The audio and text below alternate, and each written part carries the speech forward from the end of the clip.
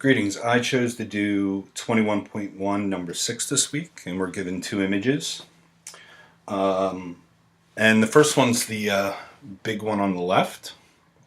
And the main issue students will have with an image like this is how congested it is.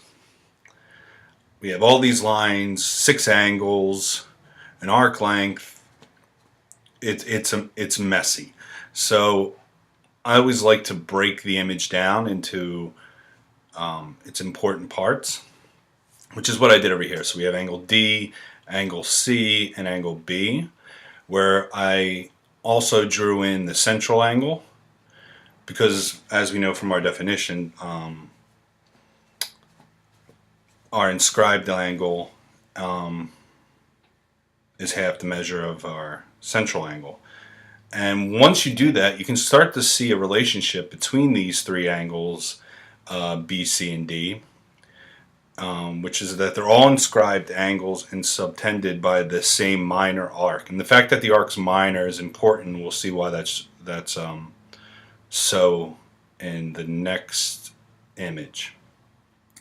So we are given this arc length PQ as 84.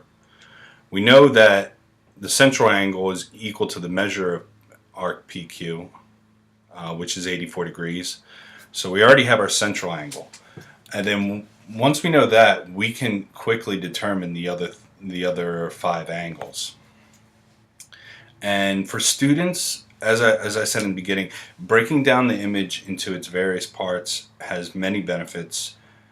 Most notably is it reduces confusion and clutter. Because it's much easier to see that angles B, C, and D share a relationship with the minor arc PQ than it is in this big clustered image on the left. And that's how I would go about demonstrating this image. Next we have, the second image we have is our diameter, which I labeled AB, and then we have 3 angles subtended from it, G, H, and I. Going back to the original question, this is different because this arc is by no means minor. It's a semicircle, so it is a major arc. And these angles H, I, and G will always be equal to 90 degrees, which is weird and difficult for people to accept without a proof, which I tried to show at the bottom.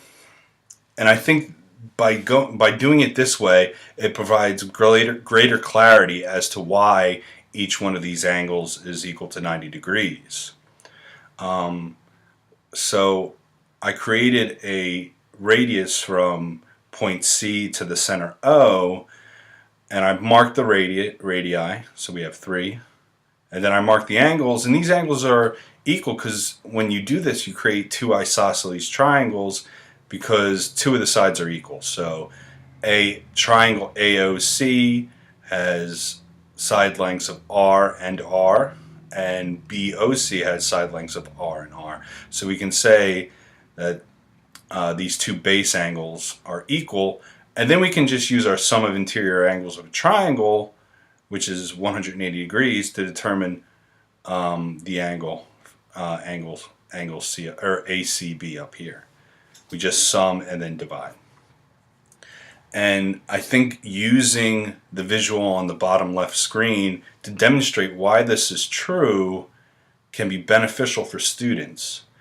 And when I first looked at this, I knew that these angles would have a measure of 90 degrees, but I found myself wondering why as well, and that's when I went through and tried to and used this image here to show why this is always true. And I can't think of a clearer way to demonstrate that. So thank you for your time, and I look forward to your feedback.